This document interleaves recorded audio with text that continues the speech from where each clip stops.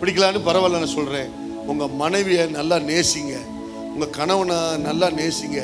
மன்னிப்பு கேட்க வேண்டிய விஷயத்தில் உங்கள் மனைவிட்ட மன்னிப்பு கேளுங்க, மன்னிப்பு கேட்க வேண்டிய விஷயத்தில் உங்கள் கணவன்கிட்ட மன்னிப்பு கேளுங்க, மாமியார்கிட்ட மன்னிப்பு கேளுங்க, மருமகள்கிட்ட மன்னிப்பு கேளுங்க. இந்த உறவுகள் எல்லாம் நீங்கள் சரிப்படுத்துறீங்க சீக்கிரம். எங்கெங்கெல்லாம் நம்முடைய வாழ்க்கையில் ஆண்டவர் உணர்த்துகிறாரோ அந்த உறவுகள் எல்லாம் நீங்கள் சரி பண்ணலைன்னா பரலோக ராஜ்யத்துக்கு வர முடியாது. தன் சகோதரனை பகைக்கிறவன் இன்னும் இருளிலே அவன் இருக்கிறான், அவன் நித்திய ஜீவன் அவனுக்குள்ளே நிலைத்திராதுன்னு சொல்லியிருக்குது.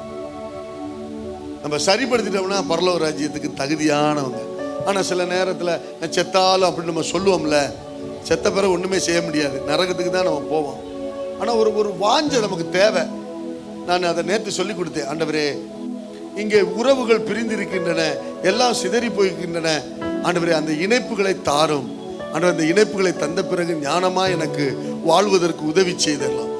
எந்த கசப்பும், எந்த வேதனையும், எந்த ஆழமான ஒரு கைப்பும் எனக்குள்ள வேண்டாம். ஆண்டவரே, நான் எப்படியாவது உங்கள் சமூகத்தில் வரணும்.